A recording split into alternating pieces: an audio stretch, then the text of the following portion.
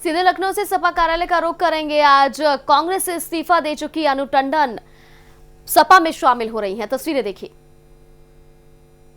इसमें एजुकेशन के क्षेत्र में काम हो। आज सबसे जरूरत जो आने वाले समय में हमें लगातार जिसकी जरूरत रहेगी वो हमारी मेडिकल फैसिलिटीज हैं। आज की कैसे स्थिति सुधरे, लोगों को इलाज नहीं मिल रहा, इलाज के अभाव में जान जाए। और इतना इस बीमारी ने कंफ्यूजन क्या है, दुनिया भर में इस पर बहस चल रही है।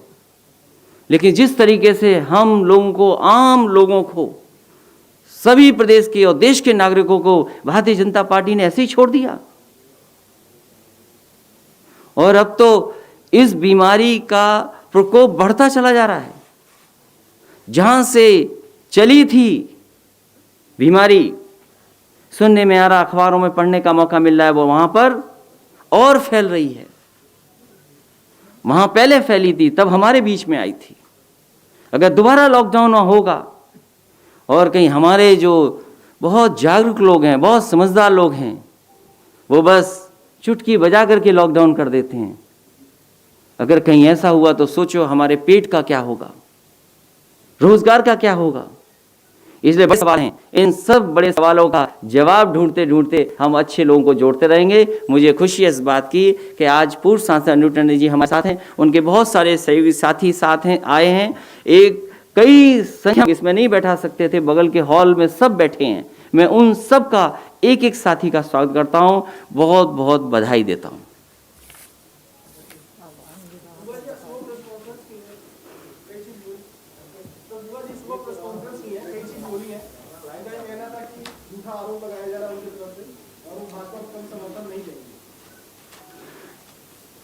आपसे ज्यादा जागरूक कोई नहीं है, और थोड़ी बहुत कमी हो, हमारे सीनियर साथी बैठे हैं, वो सब बता देंगे आपको।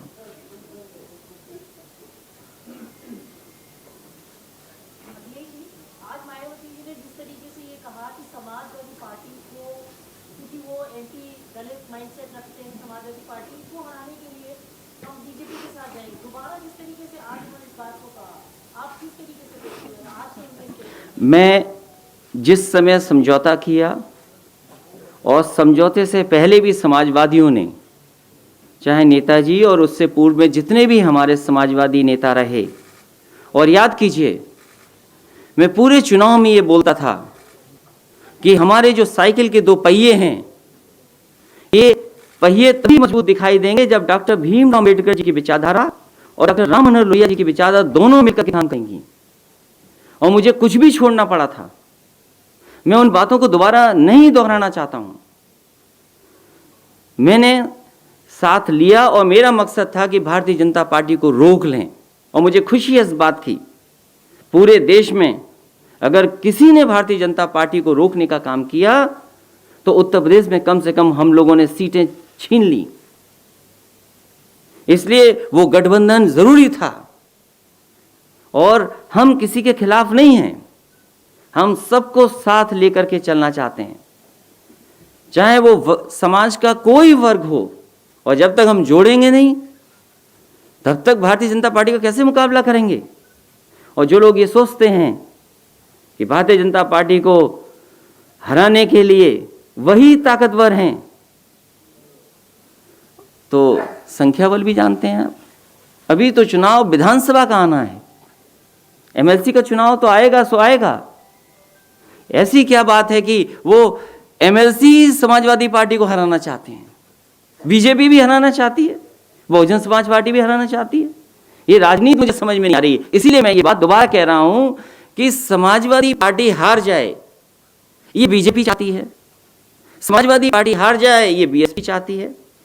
तो ये दोनों की चाहत कहां से मिल रही है, ये सोचना आपको है।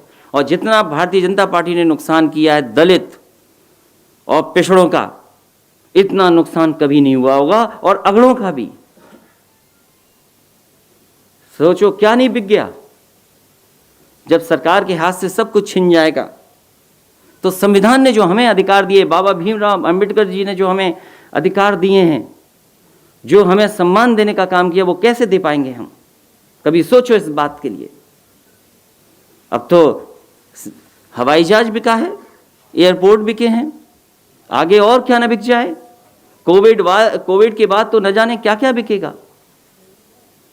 तो जो बाबा भीमराव अम्बेडकर जी का सिद्धांत था, डॉक्टर राममनोहर लोहिया जी का सिद्धांत था, उस सिद्धांत पे हम लगातार काम करेंगे।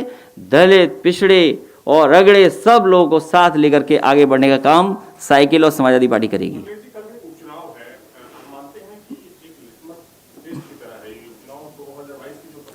ये लिटमस टेस्ट है। इसीलिए आपने देखा होगा कि पूरी सरकार लगी है चुनाव हराने में।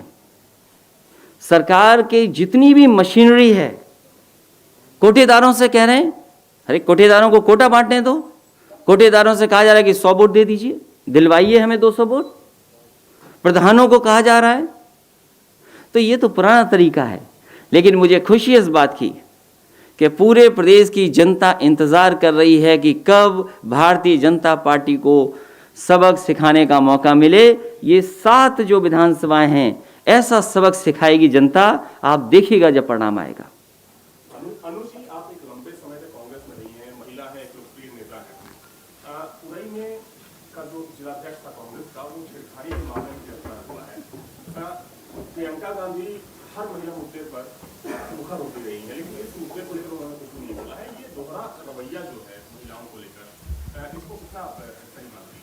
सबसे पहले मैं आपको बताना चाहती हूँ कि मैं समाजवादी पार्टी में हूँ, और दूसरी चीज़ ये है कि वहाँ पर कई ऐसे रवैये हैं जिससे मैं दुखी थी। बाकी जवाब आपके पास है। सोनिया जी की और राहुल जी की बात की, उनके सानिध्य में काम करने का मौका मिला, क्या आपकी नाराजगी प्रियंका गांधी से? जी नहीं, प्रियंका गांधी जी के साथ मुझे ज़्यादा काम करने का मौका नहीं मिला, तो मैं टिप्पणी नहीं करना चाहती हूँ।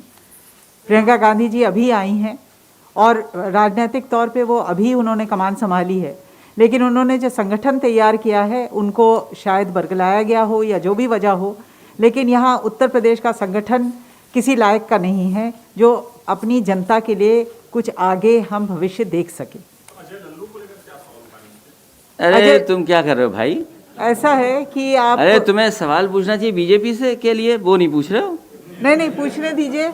ऐसा है कि उन लोगों की इच्छा है कि वो लाइमलाइट में आए, उसके अलावा वो दूसरा कोई काम नहीं करते। क्यों बेकार टाइम वेस्ट कर रहे हैं आप उसका?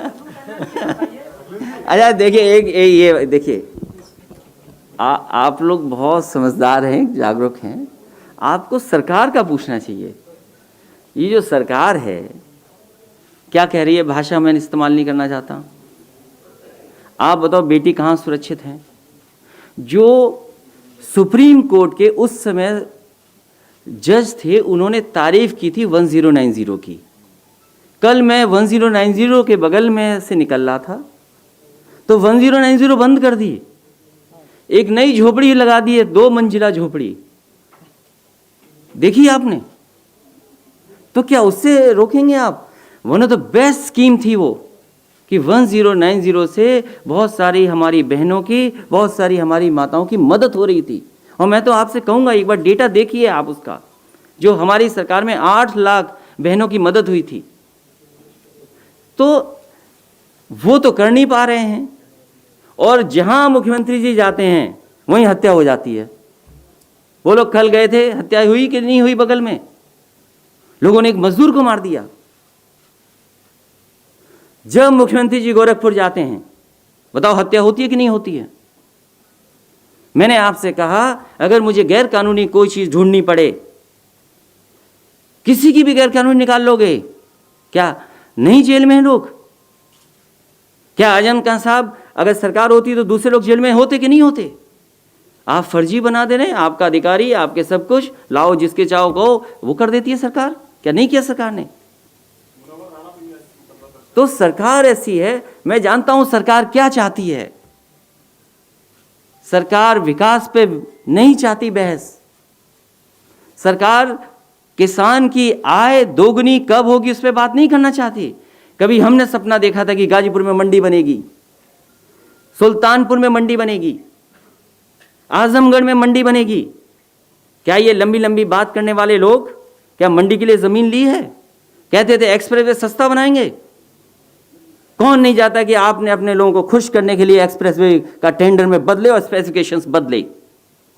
आप टेक्निकल स्पेसिफिकेशन में बात कर लीजिए। कोई अच्छी कंपनी आपके यहाँ काम करने क्यों नहीं आ रही है? क्यों नहीं आ रही है आप बताइए। आप सवाल करिए कि ग्रीन जो सोलर में इन्वेस्टमेंट होना था, बड़ी बड़ी बातें की गई, एक यूनिट भी अगर बनी हो तो बता दो हमें आप। इस सरकार ने अगर एक यूनिट भी बिजली बनाई हो तो बताएं। चाहे वो मुनव्वर राणा साहब हों, चाहे आजम खां साहब हों, मैं जानता हूं सरकार क्या चाहती है। सरकार ये भी याद रखे कि सरकारें आती हैं जाती हैं, अधिकारियों को इतनी ताकत दे दोगे आप, इतना दबाव बना करके जो चाहोगे वैसी रिपोर्ट लिखवा लोगे और कार्रवाई कर दोगे तो न जाने कितनी इलीगल चीजें हैं। आप पता कर लीजिए शुक्लागंज कौन सा लीगल है पूरा। सरकार चाहेगी तो नुकसान कर देगी। सरकार जब चाहती तब ठेला हटा देती, आज ठेले लगे हुए तो लीगल है। सोचो आप। और आपके तो साथी खुद ही जेल गए हैं कई, तब भी नहीं सोच रहे आप। आपके कई साथी अभी भी जेल में हैं, जब छूटेंगे तो हम मिलेंगे उनसे। नहीं, इन्होंने तो किताब लिखी है, अच्छी किताब तो लिखी, आपने तो नहीं जाओगे। उसी का नुकसान हो रहा है, तो ज्यादा मत लिखो।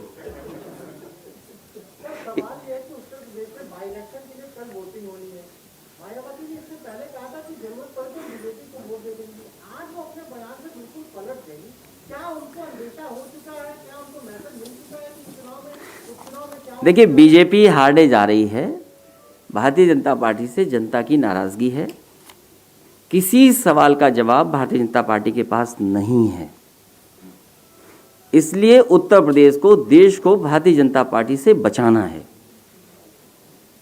ये हमारे लिए, आपके लिए और हम समाजवादियों के लिए बड़ा मुद्दा है। देश का संविधान खतरे में है।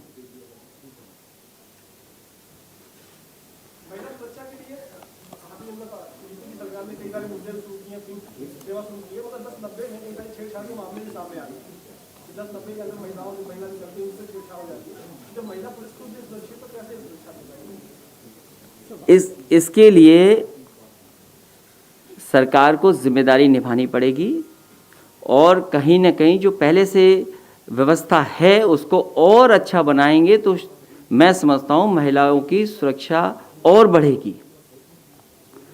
मैं आप सभी पत्रकार साथियों का बहुत बहुत धन्यवाद देता हूं और जो इस हॉल में आए उन सब का स्वागत करता हूं। साथ ही मैं दो साथी हैं, उनसे कहूँगा कि आ जाएं पीछे। आ जाओ, आ जाओ। हाँ, नहीं, आ जाओ, आइए आइए। मैं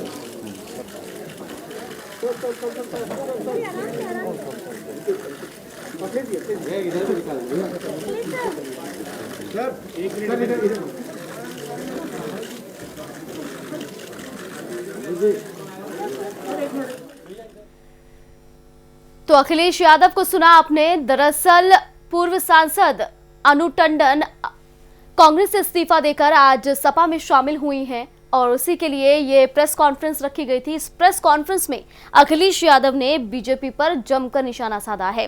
तमाम बातें उन्होंने कही हैं और सीधे सीधे ये कहा है कि बीजेपी जनता को बरगला रही है, जनता को गुमराह कर रही है और इसके साथ साथ बीएसपी पर भी वो जमकर बरसते हुए नजर आए हैं। बसपा सुप्रीमो मायावती पर उन्होंने तंज कसा है और कहा है कि बसपा और बीजेपी अलग नहीं है, ये एक ही है। तो अनु टंडन का जोरदार स्वागत किया गया है पार्टी में। अखिलेश यादव द्वारा कहा अपने क्षेत्र की जनता से हमेशा जुड़ी रही हैं अनु टंडन। अनु टंडन की तारीफ लोगों से सुनी है।